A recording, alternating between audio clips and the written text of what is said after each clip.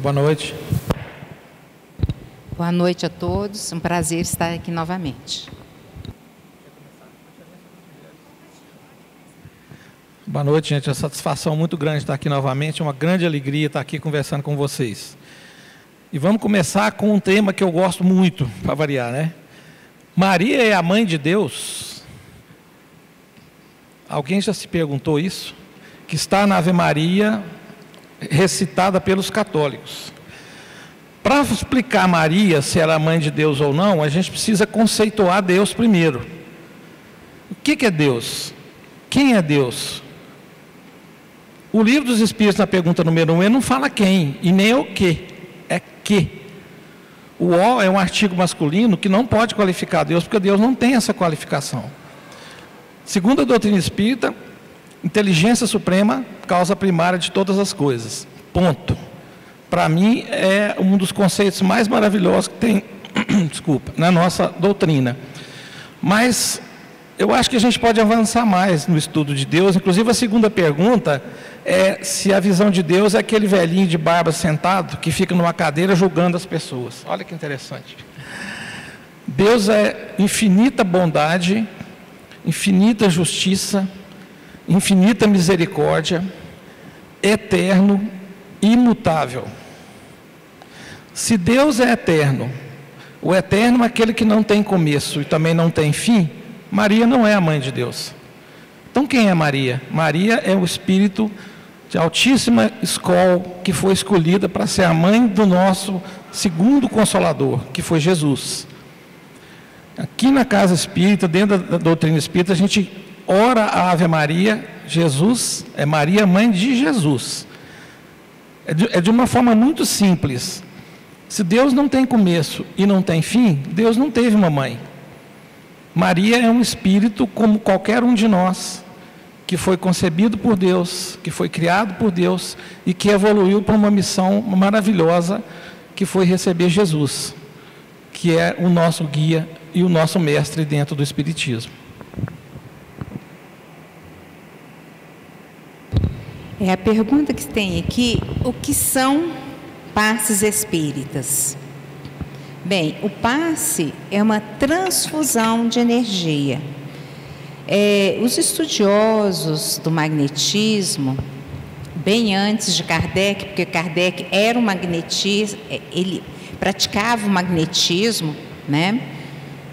Eles sabiam que o ser humano poderia transmitir as suas boas energias, as suas energias para outro ser humano.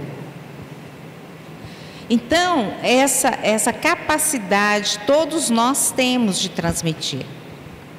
Ah, mas por que então todo mundo não dá passe?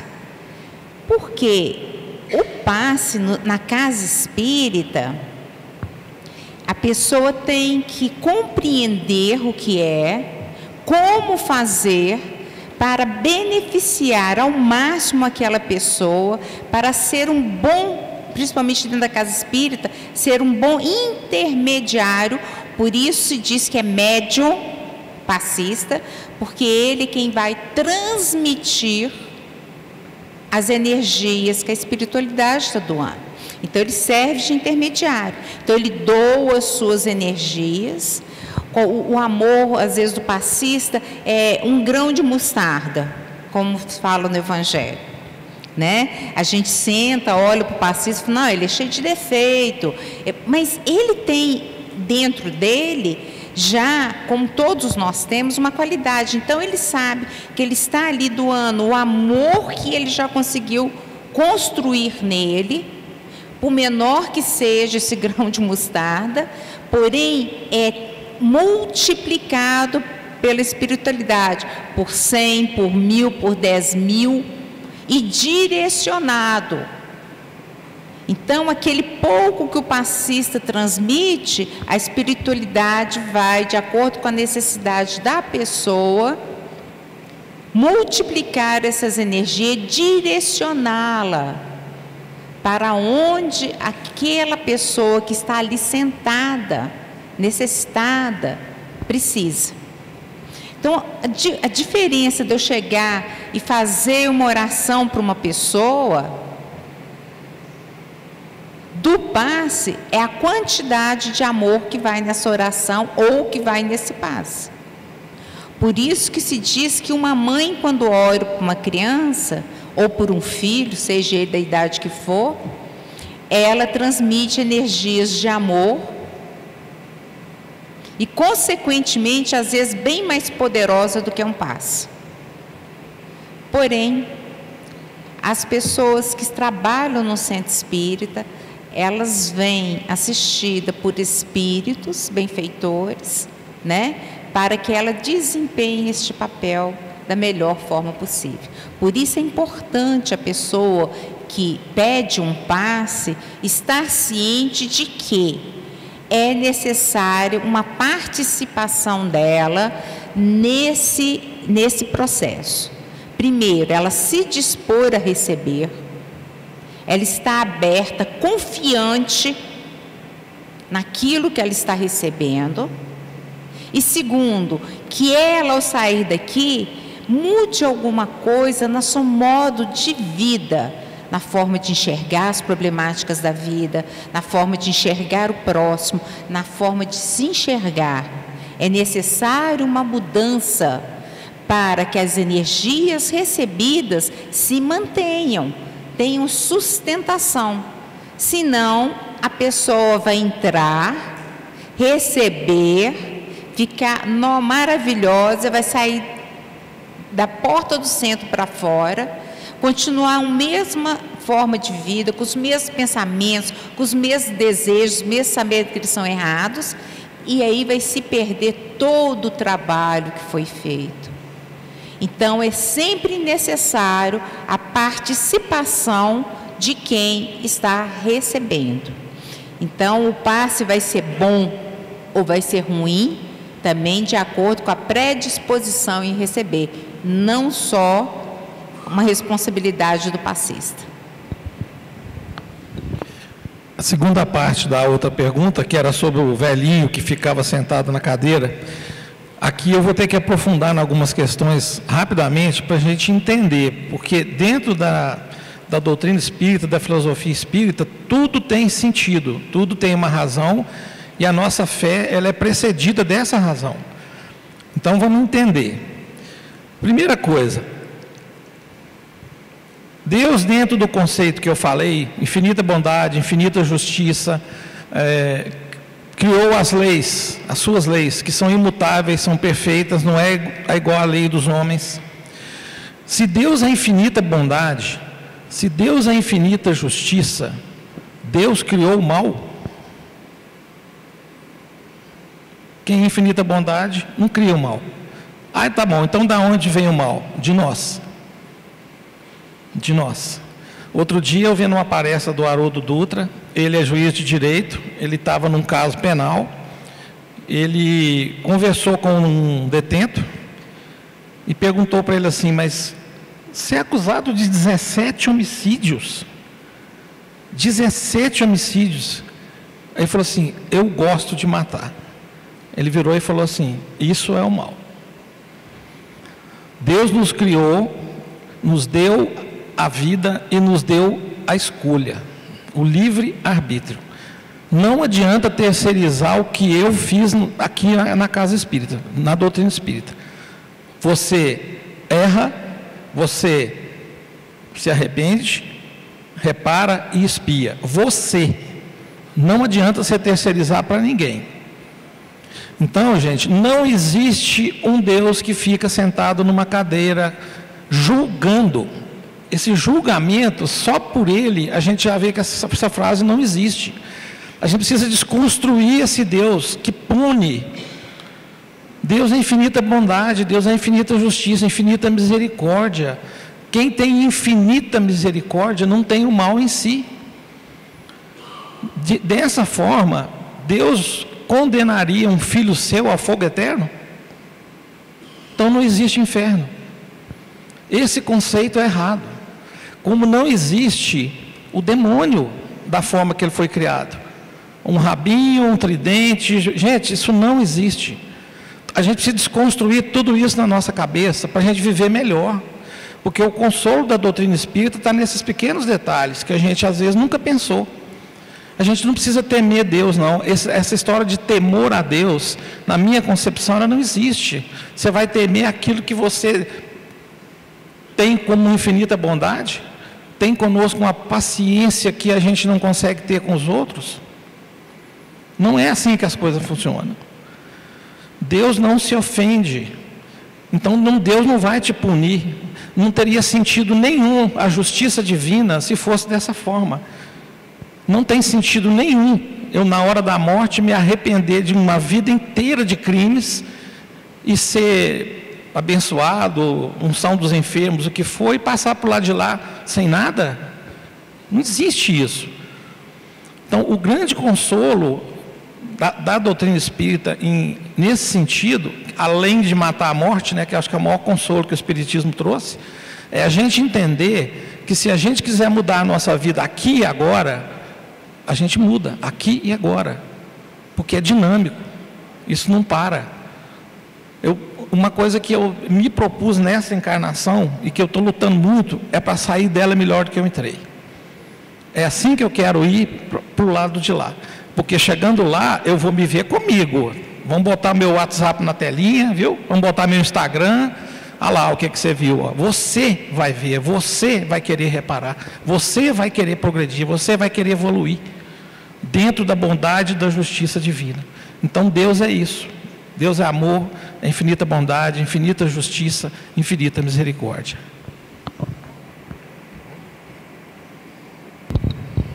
Nós recebemos uma pergunta aqui, perguntando como o espírito encarnado, em uma condição como psicopatia, pode evoluir se não sofre e nem percebe o erro?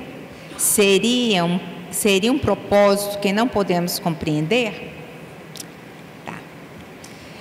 O que é um espírito que vem com uma limitação? Uma pessoa que vem com uma limitação visual, geralmente ela vem nessa condição pela necessidade que ela tem de valorizar a visão. Porque em outras vidas ela utilizou erradamente a visão. Assim é com aquela pessoa que vem sem condições para andar, assim é aquelas que vêm sem condição de falar, de ouvir. As pessoas que vêm com problemas psiquiátricos graves e que não têm noção, discernimento das coisas, o corpo dela é que não dá condições dela se expressar na vida ativa, mas enquanto espírito, ela é perfeita.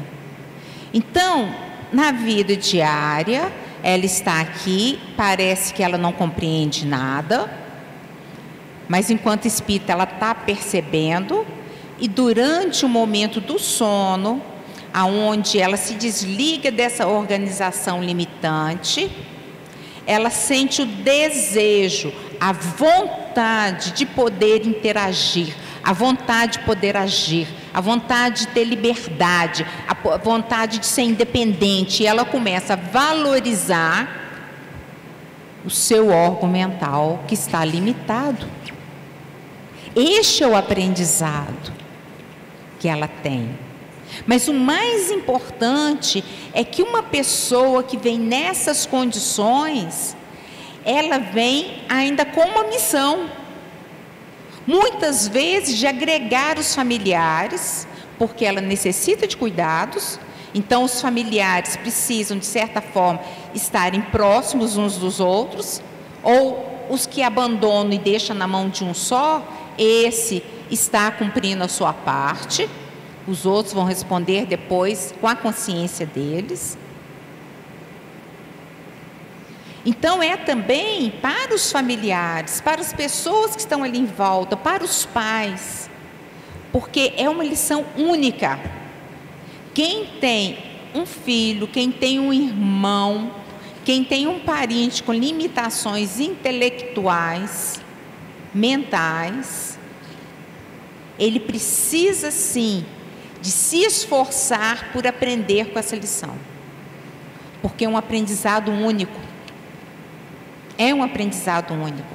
A gente tem que aprender paciência, a gente tem que aprender abnegação, a gente tem que abrir mão, a gente tem que aprender a fraternidade, a compreensão, porque muitas vezes as atitudes deles enervam quem está tomando conta.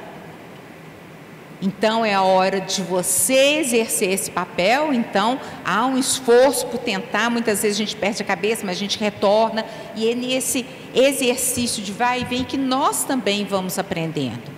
Então tanto ele vem para passar por um processo de aprendizado, como os familiares, os pais também passam, têm a responsabilidade no caso e passam. Como que uma mãe aceita receber uma criança com essas limitações? E os irmãos aceitam vir juntos? Porque renascer numa família não é uma questão de virar e falar assim, olha, eu caí aqui de paraquedas. Não, há todo um planejamento, há todo um aceite. Porque na hora que a gente está no mundo espiritual, tudo nos parece muito fácil e a gente fala, não, eu vou aprender. Mas na hora que a gente chega aqui, que as dificuldades aparecem, a gente fica, ai, não queria, eu não ia escolher uma coisa dessa. Mas escolhemos.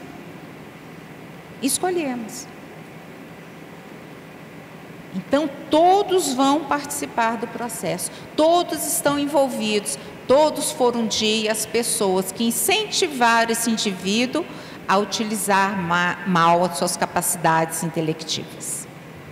Então, cada um com a sua cota de responsabilidade ou de amor. Porque muitos vêm junto, não porque eu tenho que ir, porque eu tenho que ajudar, porque eu cooperei para que ele caísse no buraco, agora eu vou lá para ele superar essa dificuldade, eu vou junto. Mas a maioria vem por amor. Eu vou para te ajudar, eu vou porque te amo. Na hora que estamos aqui, às vezes a gente não reconhece esse posicionamento, mas ele é verdadeiro. Eu acho que respondi, né? Espero ter respondido a questão. Se ficou alguma dúvida, pode refazer a pergunta, tá? Bom, eu estou com 3 perguntas que eu acho que dá para responder numa tacada só. O que é Espiritismo? Qual a importância de se estudar Espiritismo? Qual a relação da ciência com o Espiritismo? Para responder as 3, eu vou te falar agora da conceituação que eu te falei antes. Eu vou conceituar Espiritismo de uma forma que eu achei maravilhosa. Eu já falei aqui algumas vezes, mas não custa estar sempre relembrando. Eu ouvi numa palestra da Nete Guimarães há uns 10 anos atrás. Ela dividiu o que é o Espiritismo em 3 partes. É filosofia, é religião, é ciência, é doutrina. Primeira parte, filosofia. Segunda parte, com bases científicas. Terceira parte, e consequências ético-morais. Filosofia, com bases científicas e consequências ético-morais. Eu vou falar um pouquinho de cada um desses 3, e sendo que na ciência a gente já vai responder isso aqui, né? O que é filosofia, gente? Eu vou falar tanto em filosofia, mas o conceito que eu mais gosto é o amor ao saber, amor ao conhecimento. Isso é uma coisa que quando você entra numa casa espírita e começa a enxergar o que essa doutrina faz na vida da gente, se torna um mantra, o estudo da doutrina espírita. E aí já respondendo uma outra pergunta que está aqui, né?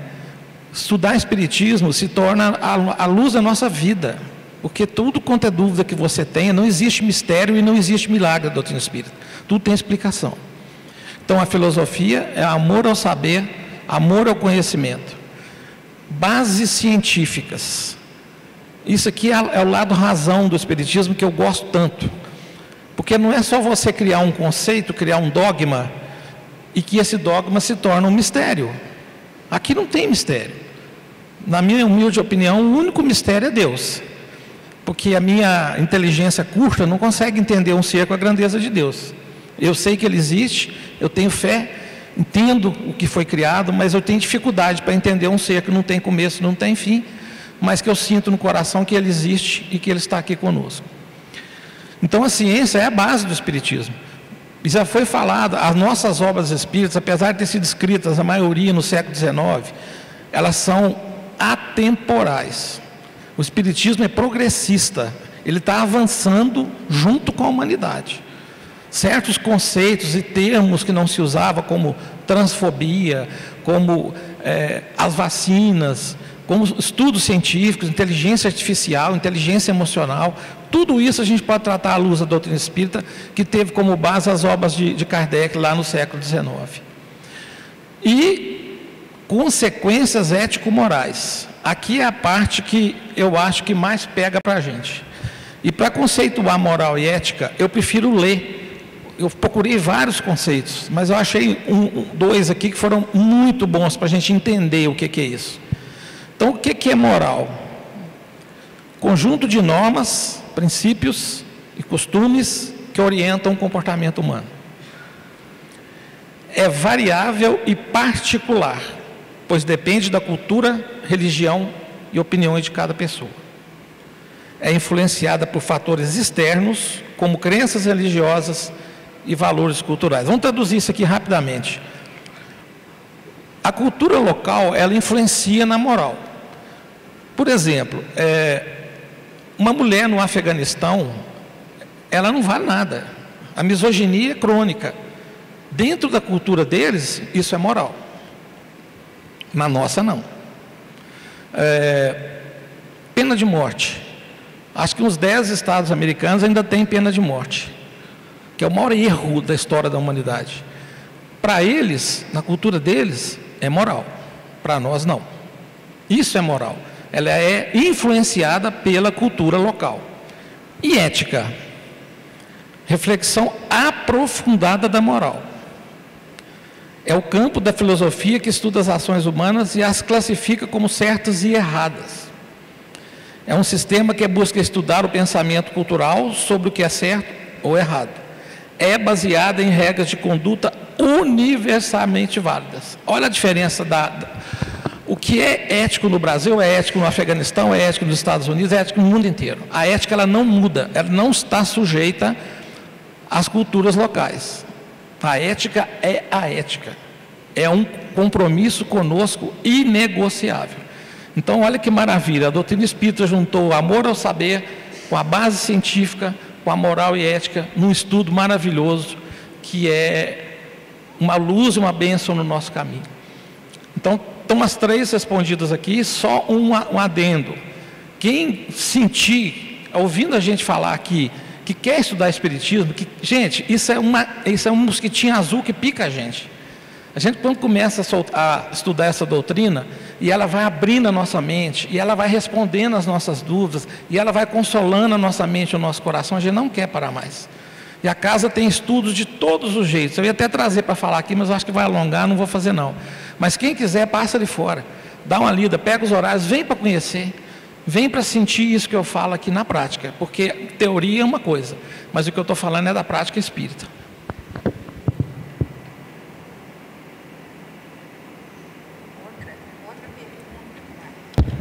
Outra pergunta, às vezes até meio semelhante à anterior que eu respondi. Já nascemos com o nosso destino traçado? Olha, não existe, né, determinismo. Eu estou determinada a morrer com uma bala perdida, eu estou determinada a casar com fulana, a separar. Não, nós temos um plano sim reencarnatório, mas é um plano geral, certo? Alguns pontos são invioláveis. Por quê? São escolhas nossas diante das nossas necessidades de evolução espiritual, certo? No caso, igual nós falamos anteriormente, uma mãe, né? Ela nasceu, uma mulher nasceu para ser mãe de um espírito que vinha com limitações mentais. Tá, isso não tem jeito de mudar. A partir do momento que ela é mãe dele, não tem como mudar. Mas ela pode, ao adentrar a carne, no período fértil dela, decidir não ser mãe. Ela veio predestinada a isso. Mas ela pode falar: não, não quero ser mãe. Ou ela pode receber o filho e falar: não quero ter um filho assim, vou dar para adoção. Isso chama livre-arbítrio, liberdade. Então, reencarnar, a gente vem com algumas coisas que a gente precisa. Um exemplo prático que eu gosto de dar é: eu reencarnei aqui em Divinópolis e estou destinada a chegar em Porto Alegre, certo? Então, eu nasci em Divinópolis e vou desencarnar lá em Porto Alegre. Isso aí estava escrito. Só que a Lena poderia ter pego um avião em Belo Horizonte e ido direto para Porto Alegre, não podia? E viver a vida inteira lá até o dia da minha desencarnação. Mas eu, no meio do caminho, que eu estava indo para Confins pegar o meu avião, eu resolvi: não vou de avião não. Eu acho que vou de carro, que eu vou apreciar mais a paisagem. E vou aproveitar, eu vou conhecer o Rio de Janeiro primeiro. Então, eu vou para o Rio de Janeiro. O GPS da minha reencarnação muda e eu vou para o Rio de Janeiro. Daí, de repente, eu falo: não, agora eu quero conhecer Brasília. Vou para Brasília. Até que eu chego no Rio de Janeiro. Quer dizer, eu escolho caminhos diferentes. Eu poderia ir de uma vez, ou eu poderia ir, batendo cabeça. A maioria das vezes, nós escolhemos a nossa vida batendo cabeça. A gente vem com uma finalidade e somos envolvidos pela questão do poder, do possuir, do ter, e esquecemos da responsabilidade maior. E esquecemos que enquanto nós assumimos na espiritualidade determinados caminhos, nós chegamos aqui e desistimos. Nós viemos para casar e ficar com uma determinada pessoa. Não, mas no meio do caminho, nossa, ela estava me irritando, ele estava me irritando.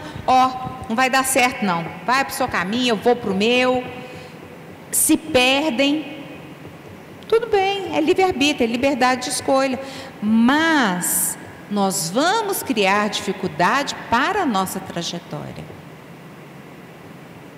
Nós vamos criar dificuldades.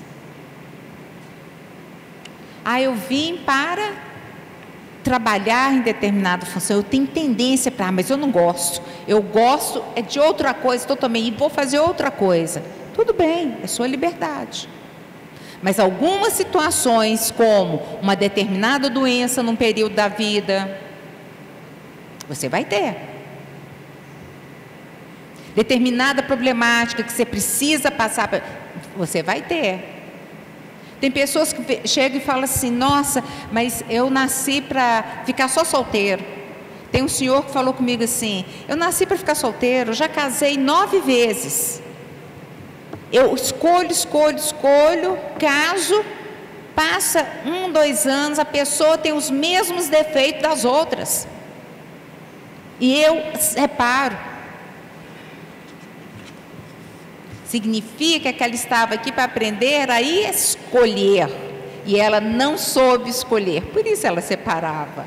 Ela não conseguia escolher. Ela escolhia por quê? Qual que era a beleza? A posição social? Não ia dar certo. A experiência dela estava em outra situação. Então ela vai, escolhe, separa, escolhe, separa. Por quê?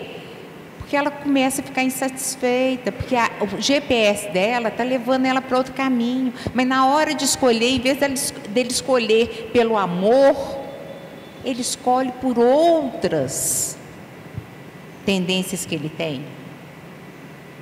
Então, a gente vem predestinado a algumas coisas, com tendências a algumas coisas.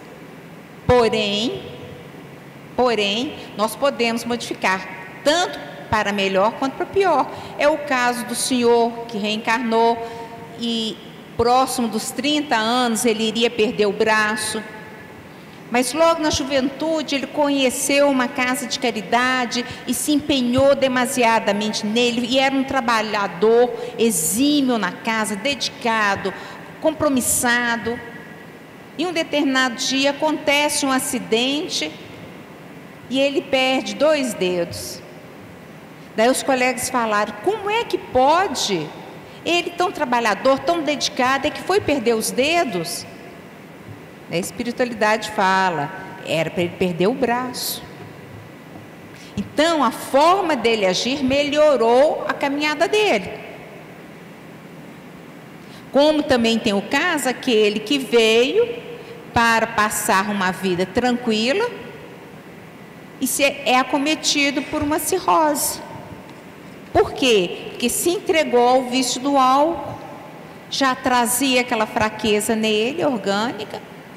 Então, teve a doença e sofreu com a doença.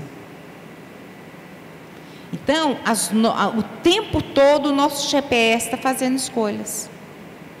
É o nosso livre-arbítrio agindo.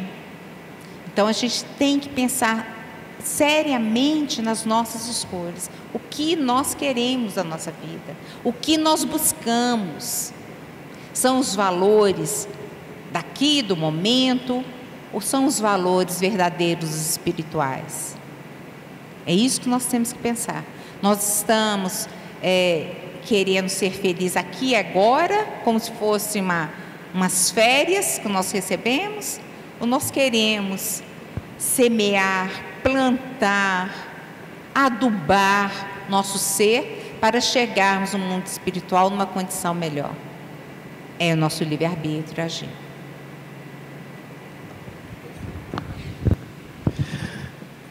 Eu vou falar de um tema que também eu acho assim maravilhoso. Fale um pouco sobre Chico Xavier. Bom, falar do Chico Xavier em 5 minutos é difícil, né? Mas eu consegui reunir algumas coisas aqui para vocês terem noção do que foi essa pessoa.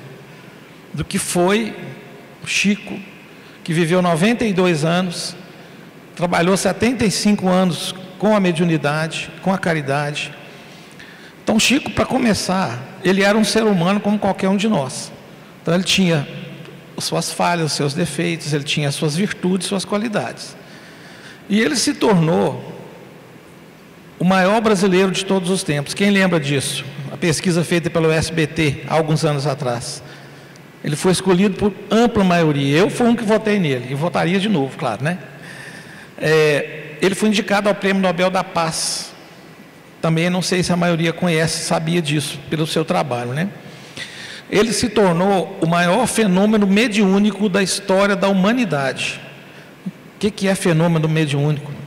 É aquela pessoa que exerceu a mediunidade de uma forma intensa, produzindo obras maravilhosas durante 75 anos. Chico escreveu 412 livros em vida. Eu fui fazer uma conta outro dia. Se conseguisse ler um livro por semana, ia demorar 8 anos para poder ler essa. E não é ler, não. A obra dele é de uma complexidade, e é tão magnânima a obra de Chico, que precisa pegar para ver. Começando com o Parnaso de Além-Túmulo, que é um negócio assim tão espetacular, que é difícil até de falar. São mais de 50 poetas mortos retratados no Parnaso de Além-Túmulo. O primeiro livro dele, lançado em 1931. Tem um estudo científico sobre o Parnaso que é maravilhoso, que eu inclusive peguei para estudar. Ele respeitou a característica de cada poeta desse no livro. Por isso que naquela época falaram que ele poderia ir para a Academia Brasileira de Letras. Porque quem estuda poesia um pouco vê que tem características, tem rimas, tem formas de colocar estrofes, tem forma de se falar, tem o jeito, tem a forma daqueles. E ele conseguiu transpor 50 poetas num único livro. Tem livros de uma complexidade muito grande, como é Evolução em Dois Mundos, que é um livro que trata da evolução do mundo desde os primórdios, usando termos técnicos e científicos assim, absurdos. Eu peguei esse livro junto com um negócio que vem junto, não sei se você ouviu falar, que é o tal do elucidário. Já ouviu falar no elucidário, né? O elucidário ele tem 3 vezes o tamanho do livro, que é aquele livro complementar para você estudar o que está no livro principal.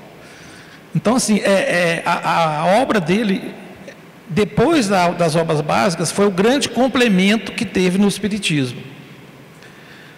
Ele deixou um legado de amor e caridade que vai ficar por gerações.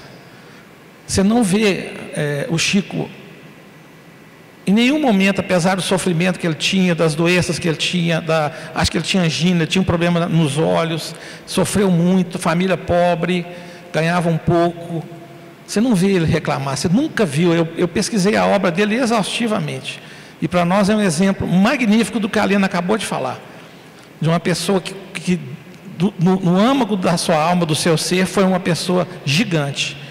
Foi um ser magnânimo, que fez o bem durante todos os seus 92 anos. Ele deixou, gente, mais de 90 mil documentos psicografados. 90 mil. E quem viu as mães de Chico Xavier, a emoção das mães de Chico Xavier, sabe o que foi a obra dele. Quem não assistiu, assista o filme. É muito emocionante mesmo. E todas essas obras, gente, elas foram estudadas e cientificamente comprovadas. Tem um cientista chamado Carlos Alberto Parândola, que fez um livro, que eu também li, que é o Estudo Científico das Psicografias de Chico Xavier. Então aqui a gente não está falando de teoria, aqui nós estamos falando de vida e de prática. O Chico trouxe o Espiritismo a um patamar único, porque ele popularizou muita coisa.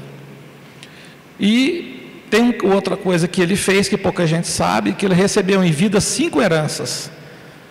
E uma delas, em valores atuais, era em torno de 20 milhões de reais. Que ele doou todas, dividiu, e até hoje os direitos autorais dos livros dele são doados à entidade de caridade. Ele nunca ficou com um único centavo. Apesar de certa época da vida passarem dificuldades financeiras absurdas, e o pai querendo gastar o dinheiro dos livros, e ele nunca deixou. Então, para nós é um grande exemplo. Dá nome à ala aqui do fundo dessa casa, a ala maravilhosa que foi criada aqui, as 22 salas novas. Muito bem, assim, muito justa essa homenagem. E ele, para mim, é um ser que vai passar muitas gerações sem a gente conseguir entender a grandiosidade, estudar a obra dele como um todo.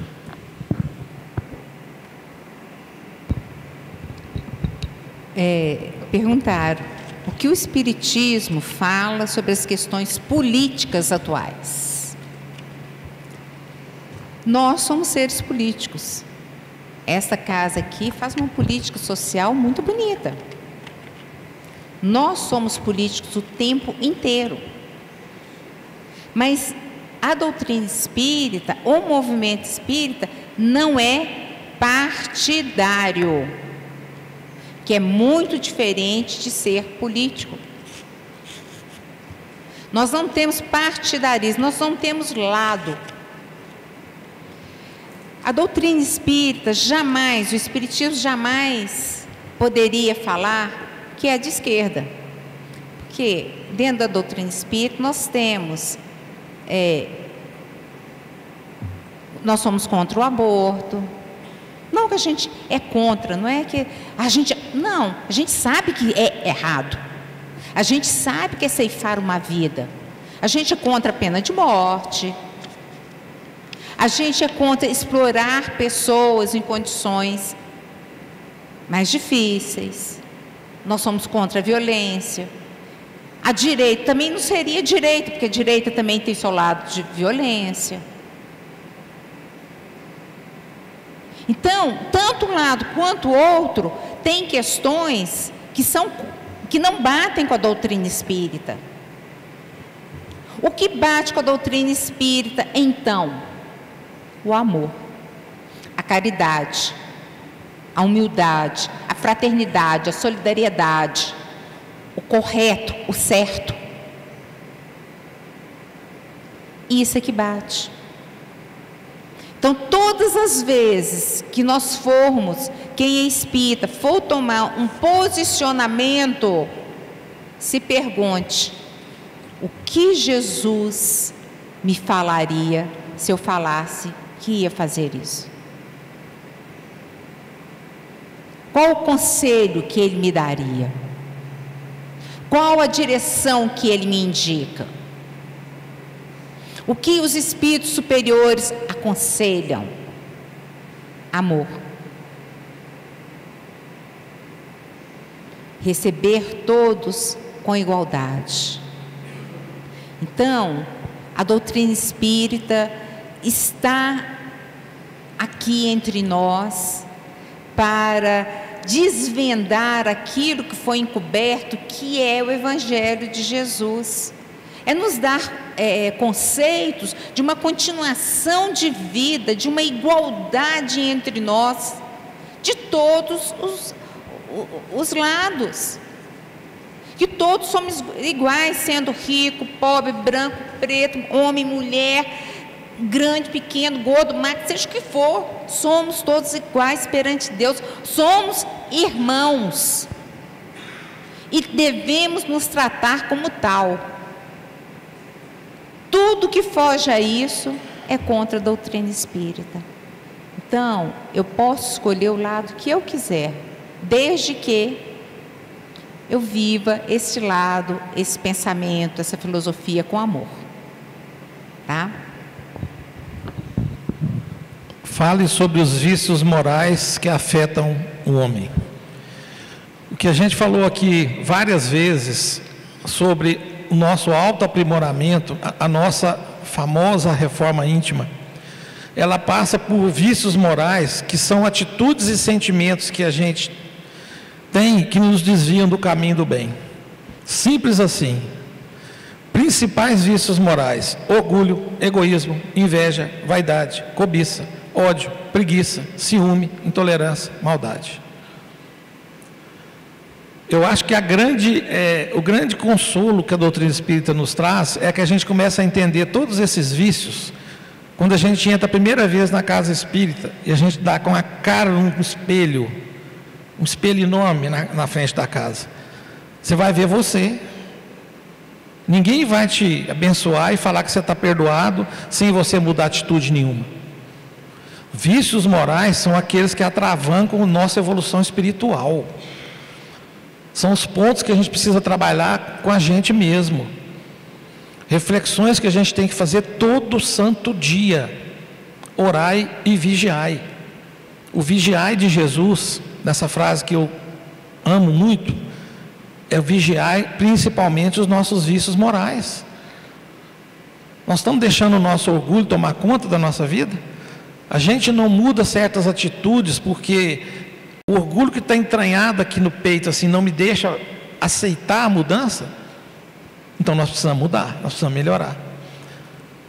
A gente tem algum tipo de gesto egoísta com qualquer pessoa ou com qualquer animal, por exemplo? Onde o egoísmo está afetando a minha vida? O que eu estou deixando de fazer que eu poderia fazer se eu tivesse consciência desse vício moral? Inveja. Tem um conceito do Leandro Carnal, que é uma frase que eu adoro. Ele fala que inveja é a tristeza que eu tenho pelo sucesso do outro. Primeira vez que eu ouvi essa frase, isso caiu igual uma bomba na minha cabeça. Tristeza que eu sinto pelo sucesso do outro. Quando você quer alguma coisa que a pessoa tem, é cobiça.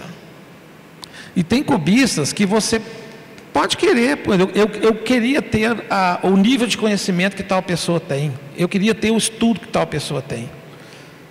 A inveja é quando você não quer que o outro tenha. É muito diferente. Então, gente, aqui dentro a gente mexe com a cabeça com essas coisas mesmo, porque é aí que vem a nossa evolução. Os vícios morais são aqueles que a gente tem que trabalhar em silêncio e que a gente vai começando a colher os frutos um pouquinho por dia, um pouquinho por dia, e quando você vê lá na frente, você conseguiu mudar a sua história. Vou deixar um exercíciozinho dessa inveja. Se o que eu te falei aqui te afetou de alguma forma, começa a exercitar a liberdade desse sentimento. Eu fui na casa de fulano e vi tal coisa e fiquei morrendo de inveja. Inveja ruim, inveja do mal. Você teve um amigo, um parente que teve uma conquista. Se você não conseguiu chegar e parabenizar de coração, tem problema. E é aí que a gente começa a mudar os vícios morais. É trabalhando um pouquinho de cada um a cada dia. Então, vício moral é aquilo que atrasa a nossa evolução espiritual. São aqueles pontos que a gente precisa intimamente, no fundo da nossa consciência, porque você que eu digo, nós enganamos todo mundo, mas nós não enganamos a nossa consciência, aonde está a lei de Deus. Então não adianta, você vai enfrentar você mesmo, aqui na casa, com estudos desse tipo, que as pessoas conseguem entender a profundidade disso que eu estou falando e ver que o consolo da literatura espírita nos ajuda a ter essa evolução, a ter esse melhoramento de vida.